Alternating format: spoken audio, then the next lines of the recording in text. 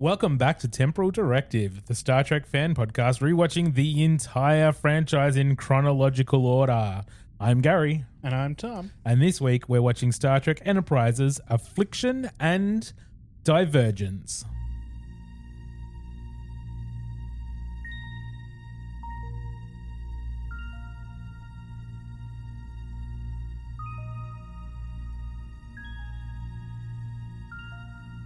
Star Trek, the ultimate franchise. These are the podcasts of the Wakefield brothers. Their 16-year mission to watch every production, to seek out life lessons and new inspirations, to boldly watch like most fans have watched before.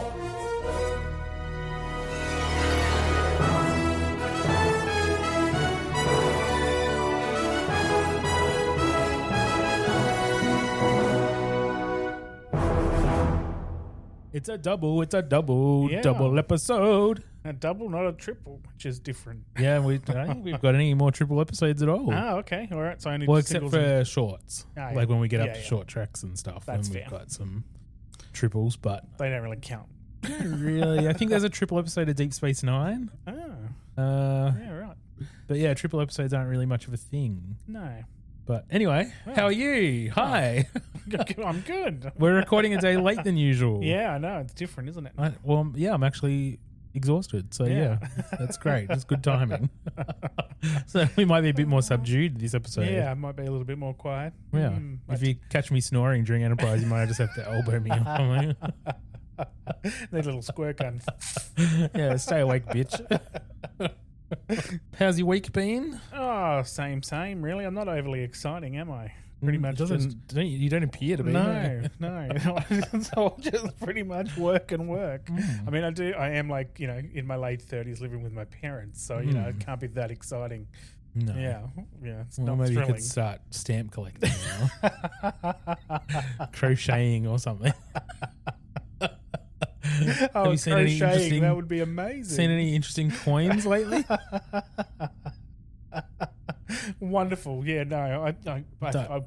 I mean, I joke, but I do post crossing. Yes. So I've got a bunch of postcards, and I love all the different stamps that come in from all over the world. Sometimes people send me coins too. I've got a bit of nice. I've got some random coins. Yeah. I mean, I do have a whole heap of international coins because I do like to travel. So I have collected. So here I am. I'm not a crocheter though. Oh, no. I don't think I have the patience to crochet. Me neither. Me neither. Dream of a replicator. Oh, wouldn't it be amazing? My house would be so much full of shit, though. Me too. Me too. Although I went to a local market yesterday. One that anyone who's listening from the area will know because it's been around for 100 million years and hasn't changed in at least the 30 years that I've been going to it. Yeah. And someone had a stall of like 3D printed stuff. Ah, yes. And I walked in, I was like, that's the Enterprise. That's the goddamn Enterprise. He's printed the goddamn Enterprise. And I was like, okay, that's pretty cool. So I went over to have a look. $130.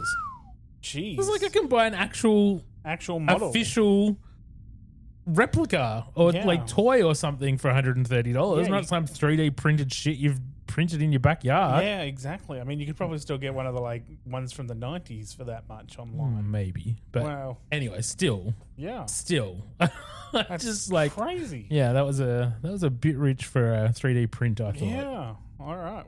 Well, if he's selling them at that price, we're in the wrong business. Apparently so. Podcasting was not the way to go for us. You can do that on the side hustle. Yeah. Maybe we should buy one of those 3D printers. Yeah. But yeah, my week has been it's been a mixed bag.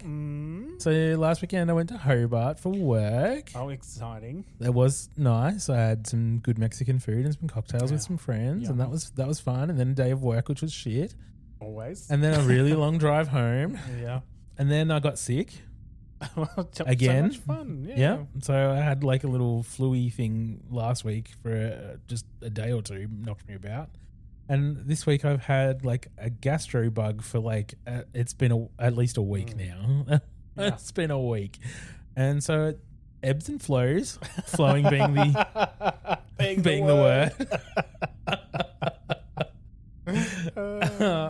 But I've still managed to get out a few times. Like I said yesterday, I went to the markets and I went and saw the movie Backrooms a couple of days ago. I saw Obsession this morning before we recorded today. Yeah. I don't know much about Obsession, but I have heard about Backrooms. Yeah, Backrooms was okay. It was kind of creepy and weird and kind of what I expected. And then the last, I don't know, 20, 30 minutes after the like big reveal kind of thing, I was just kind of like, this is just a bit silly. Okay. Like I really like the concept and I like the ideas and I like the themes that they're trying to explore. Yeah. But the reveal was of the monster or whatever that lives in this land. And the reveal of the monster was just kind of goofy and like it just looked silly. Yeah, and that took me right out of the suspense of the movie. The story, yeah. So, yeah. So, well, I really appreciate what they were doing. And like the cinema was packed and I didn't expect that on a Sunday afternoon. Yeah. Well, it's been very popular. It's one of the movies this year that I've actually heard a lot of people talking about. Yeah. And it's decent. Yeah. I get why people enjoy it. I think it's especially popular with younger people. Yeah. And I get it. I just the thing just looked so cartoony and goofy and ridiculous that I just was like, eh. It must be a thing these days for like movies and young people or something. I don't know, but like that movie that our dad's been cramped on about like, you know, stay happy, smile, and don't die, or something like that. Some stupid movie like that. That movie was really good. I was really enjoying it until there was this giant kitten thing, like giant weird. I just don't even know how to describe it. Okay. The whole movie, I was really in it, and then all of a sudden there was this giant kitten thing out of nowhere, which made no sense whatsoever, and totally took me out of the moment. I'm like, okay, that makes no sense. Everything else was semi-realistically sort of there, and then all of a sudden this massive kitten comes out of nowhere. Yeah, that's weird. I'm like, with like udders and stuff, and I'm like, okay, I'm out. Yeah, I'm out. You don't even have to keep talking to me because I'm out. That was it. Yeah, exactly. Like, and I'm like, okay, right. This was totally on point. Yeah, like, I get it. It just, it was so weird looking that it just, but it made sense. Yeah, it wasn't a random kitten. Out of nowhere. It totally made sense. It just wasn't very effective. Yeah. Okay. And Obsession was actually really good. I really enjoyed it. It was pretty predictable and a little cliched and whatever, but it was like a fun version of the story that everyone knows. Yeah. Okay. Like the guy is in love with this girl who doesn't like him, and he finds it's called a one wish willow, and you make a wish and snap it, and the wish comes true. And so he wishes that she loved him more than anything in the world, and like snaps it, and then she's like obsessed. Yeah, okay. Like fucking obsessed. And it plays out pretty much like you would expect. Yeah. Yeah, but it's well acted. I thought the pacing was good. There was some funny bits. There was even a couple of bits where I was like, whoa.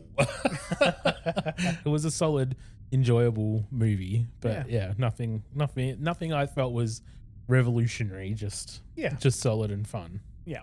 Just enjoyable to watch. Yeah. And then next week, I think we're going to go see Disclosure Day, the new Steven Spielberg Alien one. Oh, okay. Right. So that looks good. And I still want to try to squeeze in He-Man and the Masters of the Universe. That does Scary look Movie good. 6 is out too. Yeah, so Toy Story. So many Toy movies. Story's coming, obviously. 2 weeks. Yeah, I know. I've only seen like a couple of little tiny things about it because you know me. I stay away from everything. All right, Trek news. You wouldn't have seen this, I don't reckon. Doubt it. A new Star Trek game has been announced. Finally, one that I might actually like. Okay, interesting. Because that recent Voyager one was all like strategy and recaps and like text based, and it was just weird, not my kind of thing. And there's been a few other Star Trek games like Resurgence and stuff over the years that have been too fiddly or too. Like I'm not a big gamer, so I need something that's easy and accessible for someone who is more interested in the story, but still wants to play. Yeah, I mean, I don't mind Star Trek Online. That's all right. But like after playing it a bit, it just irritated me more than anything. So I don't play it much. Well, this one is called Star Trek Shadow Frontier, and it does look a bit horror-ish. Featuring, are you ready for this? Michelle Forbes returning as Ro Laren. Wow, okay. In the announcement trailer, there is a TNG-era Starfleet comm badge suggesting that it is set sometime between her appearance on the Enterprise D and before showing up in Picard. So who knows when? Okay. All right. Yeah. Interesting. So, speaking with IGN, Paramount Games' Sean Kittleson, whoever that is, called Shadow Frontier a psychological thriller, adding, if you like a really thrilling survival adventure, this is the game for you. If you're a Star Trek fan who wants to dig into a character like Ro Laren, this is the game for you. Strange Frontier will strand Ro Laren on an uncharted planet that doubles as a bit of a graveyard for ships, tasking her to have to figure out what happened there and why is there so much wreckage. In true Star Trek fashion, Ro's mission is driven by duty and purpose. But here, discovery comes at a terrible cost. The more she uncovers, the deeper she is pulled into a corrupted labyrinth where her memories twist and the planet threatens to sever her connection to reality. Only by solving the mysteries of this strange world can Ro hope to make peace with the demons of her past, boldly going into the heart of darkness like never before. Okay. I am enthralled. Yep. Paramount Games is a brand new division launched by Paramount Skydance, and they use this announcement trailer to float that a more big budget or AAA Star Trek video game could be on the way. So there could be more of these. If this one is successful, then they might do more of them. Nice. So support this one. Like, go and buy this everybody one. Go and get it. Everyone regardless. go and get this. Trade it in 6 months' time, but buy it. So they're hoping that this will be the first of many Star Trek games for this at this level of production. So that's good. Is expected to be released in 2027. Nice.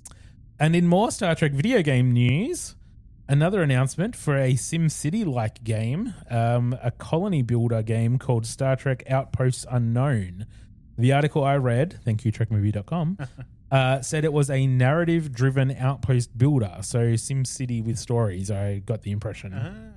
In Star Trek Outposts Unknown, players take command of the outpost builder ship, the USS Resonant, leading a crew across strange new worlds shaped by iconic Star Trek technology, scientific discovery, and interstellar mystery. Developer Magic Fuel Games and developer Playstack said in a press release announcing the title, an exploration expands across the system, a mysterious cosmic force threatens a new ally, requiring careful leadership, coordination of crew, and strategic planning. Outpost Unknown is a top-down outpost builder set in Star Trek Strange New Worlds 23rd century and very clearly is inspired by the likes of The Sims, Spore, and SimCity. That's for good reason, as Magic Fuel Games is made up of former developers of those iconic titles. No release date yet or confirmation on what platforms it will be on, but there is a demo available now for Windows PC via Steam. Wow. Okay. So, big Star Trek game news. Yeah. I'm actually probably going to play both of those. Yeah, I didn't mind SimCity back in the day. Yeah, SimCity was fun. And The Sims. Spore. Spore's a good game. Never even heard of it.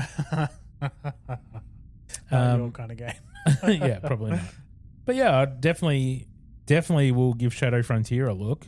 Yeah. I think that looks really cool, especially with Michelle Forbes coming back as Ro Laren. Yeah, that's cool. exactly. So I'll definitely give that a look, and I might give that Colony one a look too. Outpost Unknown. That sounds pretty cool. Yeah. All right, let's get into this week's double episode. Cool. So 2 episodes today. The first one being Affliction, story by Manny Kodo, teleplay by Mike Sussman, directed by Michael Grossman, his third and final Enterprise episode. The original air date was February 18th, 2005, and we'll read the IMDb synopsis in a second. The second episode is Divergence, written by Judith and Garfield Reeves-Stevens, directed by David Barrett. This is his only Star Trek Enterprise directing gig and his first Star Trek directing job, but not his last. He will go on to direct 2 episodes of Star Trek Discovery 12 years after doing this one. Okay. Just a little gap. Yeah. So this episode aired February 25th, 2005. The IMDb synopsis reads, while Enterprise is visiting Earth, Phlox is abducted by the Klingons and forced to research a cure for a virus destined to wipe out the race. Reed is tapped by a secret agency and ordered to betray Archer. Trip transfers to the Columbia. Okay. Yeah, right. Okay, Yep. so finally getting that Klingon stuff. Finally getting that Klingon stuff, which you knew was coming, and we've Yeah. only got like 3 weeks left, Tom. so That's it. it had to be coming up soon. About fucking time. I thought it was way earlier than this. So let's go hang out with some Klingons for a couple of hours. Sounds dirty and smelly. Kapla! Righto.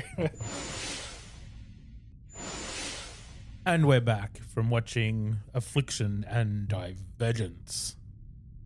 Well, Tom, what did you think?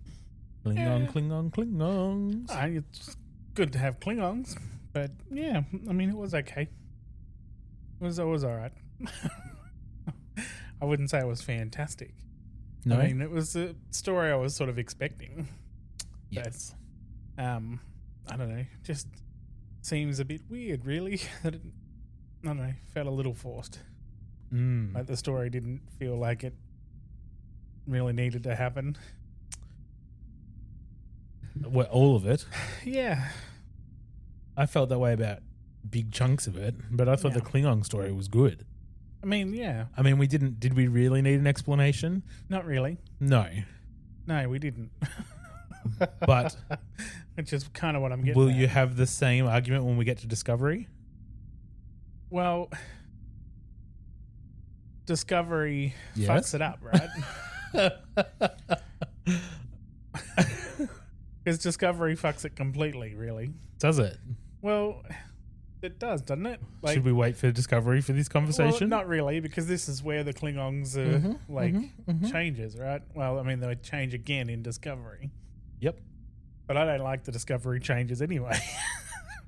But they fix the Discovery changes, which I don't mind as much. Right.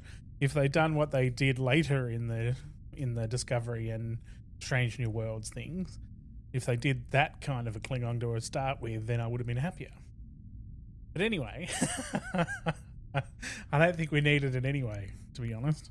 No, I don't think we need an explanation. No, we didn't. Of why we have humanish looking Klingons in the original series. No, I get what they're trying to do. absolutely. I get it. This showrunner, Manikoto's whole mission is to bring Enterprise into the original series Yeah. time. So that's why the bridge is starting to look colourful. That's why we're getting more stuff Yeah. that links to the future And I get original that. series stuff. So Yeah. it makes sense. And it's Yeah. not a bad explanation No. if you had to have an explanation. But I think Worf's ambiguous. We don't talk about it with outsiders. Yeah. Fine. Perfect. Like we don't need any No. more than that. Like, Nope. yep, there was a thing that happened. We don't talk about it.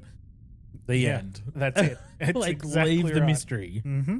Would have been fine. All they really had to do was just come across some Klingons that didn't have the ridges, and that's all they really needed to do. Like, and not be surprised about it, and not make it a thing. Like, they should have just been able to come across some Klingons and Be like, known they "There's were the Klingons. Klingons," yeah. Like, and that would have been more than enough. Like they've just always seen both. Yes, exactly. Yeah. And then it would have been normal. It Yeah. would have just been like, of course they're Klingons. Just because they don't have ridges or do have ridges, it doesn't matter. Yeah. That would have been perfect. Yeah. I agree. I agree. It was not necessary, yeah. but it was fine also. Like, Yeah, if they were going to do it, they were obviously wanted to do a story that was going to be about this. So yeah, and the augments gave him an excuse to do it. So it's fine. yeah, I agree. It just seemed I didn't like pointless. the fake tension building on the Enterprise stuff. God, it was ridiculous. Like it just seemed to go on and on on. and on. Yeah, like completely ridiculous. Yeah, it was a bit ridiculous.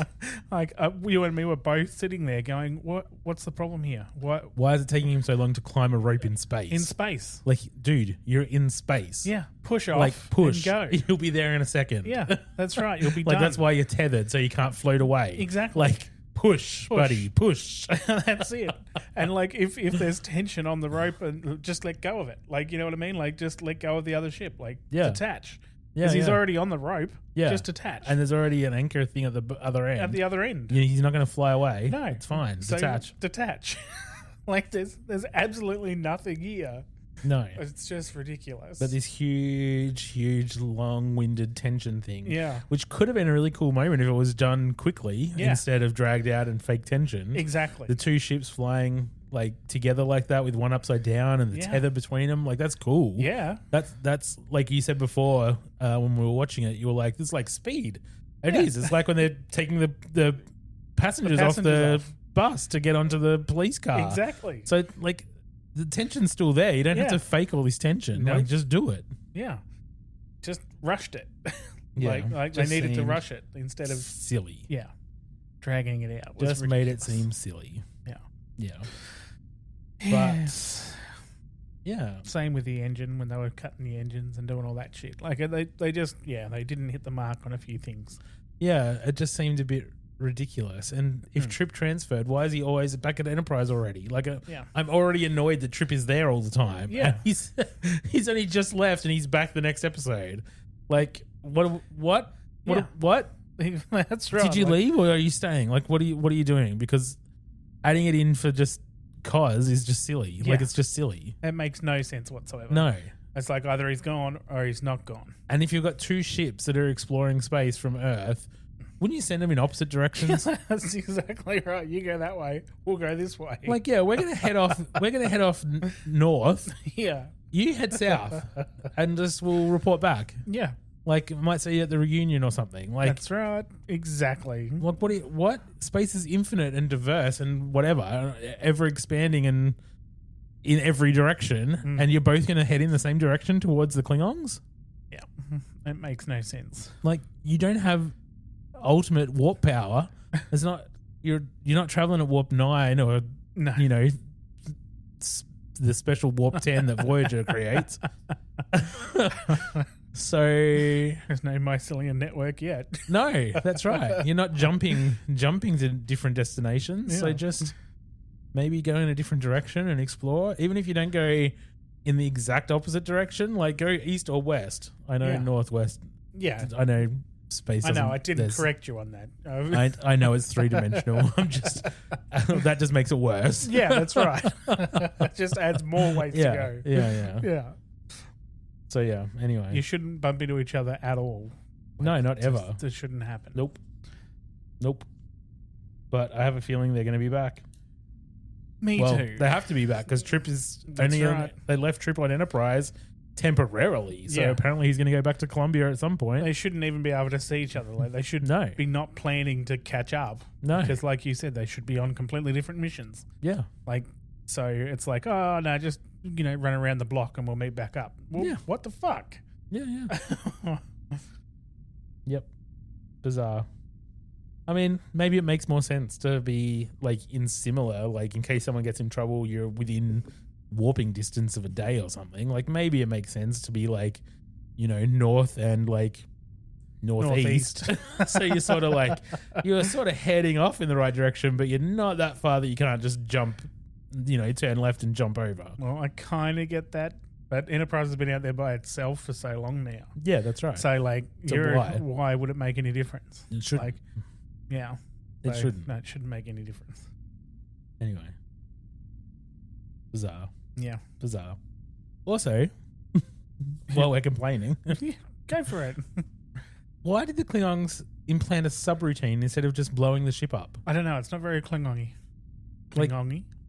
The Klingons don't do that. They'd put a bomb on there, wouldn't they? Yeah. Yeah, they would. They would just make it explode. They'd take what they want if they wanted something, and they would just explode the ship. Yep. Not set up weird subroutine that was going to trigger later on that would keep them at a high like what? Yeah. No, it makes no Klingons sense. aren't that they're not tricky. No, they're not Romulans. No, that's right. They're not like, and I'm not going to say they're not that clever because they are smart and clever. Yeah, but they don't. But they don't play stupid games like that. Exactly. That sounds like something a Cardassian would do. Yeah, I can imagine Garrick doing something like that. Yeah, exactly. Not a Klingon. No, Klingons don't operate that Where's way. the honor in sabotage? Yeah, it doesn't make sense. Mm-hmm. And like the augments were the ones who actually implemented that, but like they wouldn't operate like that either because they're still Klingons. Yeah. So that would be just like... And they weren't enhanced. No. Like none of them had superpowers. No. So they weren't actually, they were just sick. They Yeah. weren't augments. They were just infected with this virus. That's right. And hadn't reached that yet. Yeah. So it just doesn't make any sense. Makes no whatsoever. sense. Like, and if they were going to, if they were true Klingons, they would have just sacrificed themselves and blown up the whole thing with them on there. Yeah. Like for the mission. Yeah. So, you know, anyway, that's, well. Okay, the more we've talked about it, the less I like it. Yeah, it's not a good story. Like a lot of it is, like the whole thing was pointless, as I pointed out when I first spoke, and then everything throughout the episode almost seems pointless. So it just doesn't make a lot of sense to me. These two episodes, and like the tension wasn't real. Like was so just pointless. Artificial. Yeah, It felt artificial. Yeah. Because even when what was going on with the ship? Was it the engine? yeah. The engine. And they kept adding something, like this was going wrong, and then that was bad. So then something else was going wrong, and then Yeah. something else was going. I'm like, yeah, we get it. Things are tense. You don't have to keep adding fake tension. exactly. Like the shit is going to resolve because this is Star Trek. Like, tell us that it's dire and then fix it. We don't need all this fake out bullshit. Yeah, and like the new engineer can't do a fucking thing. He was there for like 5 seconds. Yeah, and he was late to the intercom. It's on the other side of the fucking room. Like, you know, if you want him to answer quickly, put intercoms all around the fucking room for him. Like, you know, he can't get to the fucking intercom. Don't say a little faster, please. Well, fuck off. Like, even Trip couldn't get to that fucking buzzer. Like, you know, give the new Trip guy- isn't a superhero. Yeah, exactly. Everyone fucking loves him. Like, it was just complete. I've said ridiculous that many times. You're gonna have to edit some out. I probably won't. It'll just be you going, ridiculous. It was ridiculous. Then this scene happened. It was ridiculous.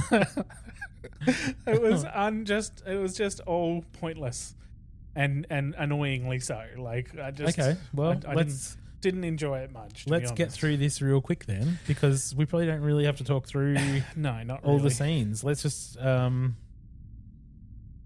we'll just be real fast about it because it's 2 episodes and there's not much that really happens really. No. The Klingons have been experimenting with the human augment DNA, and the augment DNA mutates and creates a virus, Yeah. and that virus is spreading, but it's 'Cause like it's contained. It's become airborne, but it's contained to a colony and one ship or whatever. Hmm. And so Phlox gets kidnapped from Earth by Rigelians, which have been sent, I guess, by the Klingons in coordination with Section 31. Yeah. Makes perfect sense to me. Of course. To get Phlox to work on a cure because he worked on the augment DNA when Sung Archer was and all on that the... was dealing with it. Yeah. Yeah. So he's got some experience in that. So he is there to cure the virus and stabilize the DNA to create Klingon augments. Mm. The ultimate Klingon warrior. Yeah. Which would be kind of cool. Yeah. If you say so. I'm like, the Klingons are cool anyway. They don't need to be fucking Robocopped. That'd be what a Borg is, right? Yeah, I guess so, yeah. Sorry, Toxic Avenged. So they kidnap Phlox. They take him to this colony to work on the stuff.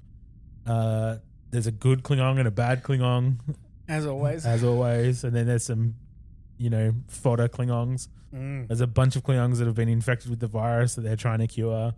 Blah, blah, blah. Surprise, surprise, no ridges, yada, yada. Yeah. So, yeah, once they're infected with the virus, they lose their ridges and they become more like the Klingons we're familiar with from the original series. Yeah. So Section 31 also recruits Reed to run interference on the Enterprise so that Archer doesn't get to Phlox in time because they need Phlox to do the job and get the cure.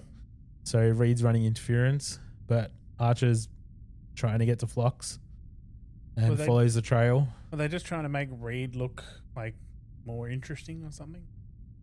I guess. Because, I mean, he's pretty shit at his job either way. Well, the Section 31 stuff with him was mentioned earlier in season 1, I think. But it was a terrible episode that I think we rated like a 1. Anyway. So yeah, anyway, maybe they were just trying to make him more interesting right near the end.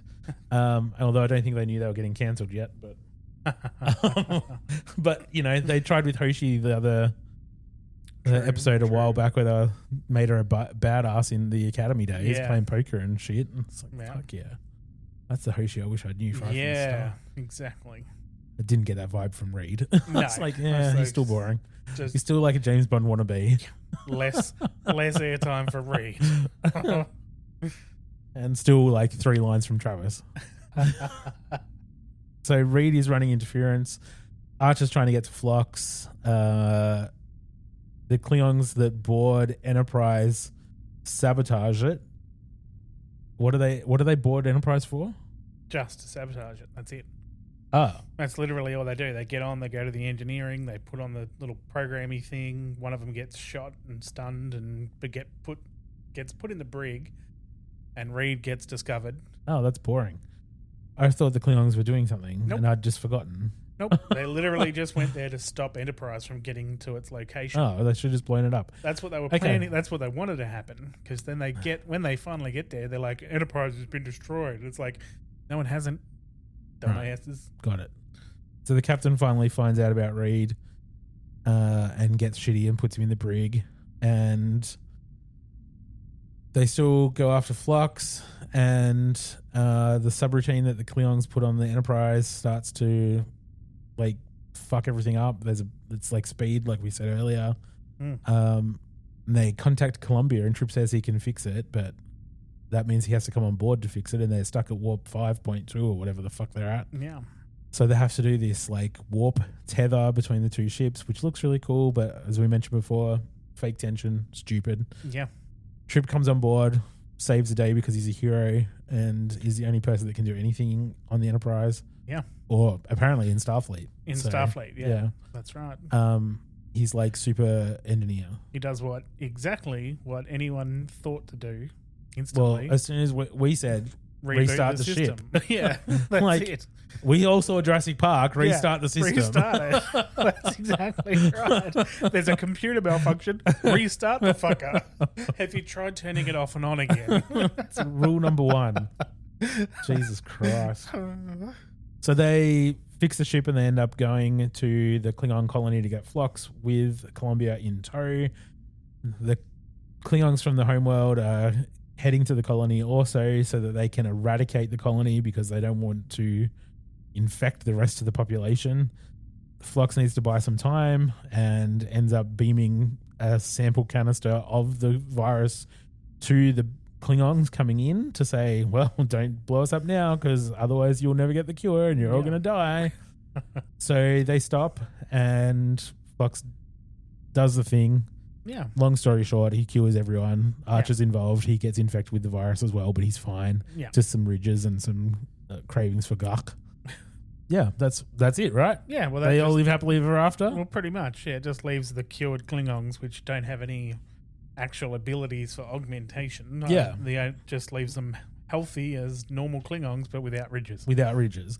So, and they said that that'll be bred out in a few generations, but it'll take some time. And that there'll be a bunch of Klingons with and without ridges from now on for the next couple of centuries. And yeah, that's it. Yeah, and that they might be shunned by their people and stuff. But as we know... They're not. They're not. In fact, the reverse could be said. Yeah. Because coming up soon, all we'll see are Klingons without ridges. Exactly. So I'd say it gets pretty widespread. Yeah. Maybe the Klingons in the original series get cranial reconstruction surgery because they end up with ridges when they show up again in Deep Space Nine. Yeah.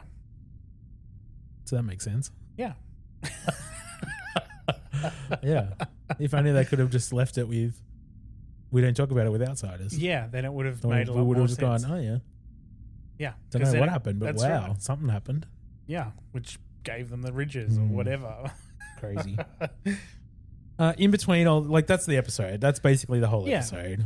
In between that, there's a couple of T'Pol and Trip moments. she asks if he's leaving Enterprise because of her, and he says, "No, not everything in my life revolves around you." And to which she just walks out, crazy. Then they show up in each other's daydream / meditation, which is just weird. There's a mind meld with Hoshi, which again, just weird. Yeah. That's it. Really. Phlox is abducted from the Paramount backlot. Yeah, I actually think it's there's a big walkway area with a garden area. Yeah. Like when you walk through, the big Paramount gates. Yeah, yeah. When you walk through there and turn left, there's like this big garden area where they keep one of the bench seats from Forrest Gump. Yeah, right. And I think it's in that area. I think that's where they shot that. I think that's where it was. Yeah. I have aphantasia. I'm not 100% sure. I was going to say, now, as you're describing that, what do you see? I'm saying nothing. I'm just like, I think that might be the spot. But, I've got nothing. I'm just, for some reason, that's what it looked like to me. But yeah, right. But aphantasia, so who knows how that works. All right. I'll be able to go there, see it, and go, yeah, Gary was right. Yeah, Gary was right. That's definitely where Phlox was abducted in that episode of Enterprise. I wish I forgot. Yeah. Yeah, pretty much. Exactly right. I can picture it. Scene for scene. All right, Tom, what's the life lesson in this one? How about just being honest? If Trip is just being honest with the crew and with his people, he wouldn't be fucking jumping over to Columbia and trying to move on and do all that sort of shit. And if Reed had been honest with his captain, he wouldn't have had all this Section 31 crap going on. Yep. Sure.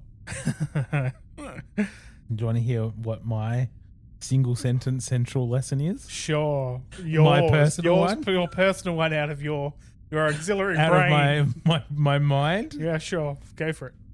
The pursuit of perfection without wisdom and ethics can create suffering, while responsibility, compassion, and integrity are what ultimately help people overcome a crisis. Yeah, let's go with that. That wasn't read off anything. Totally my own words.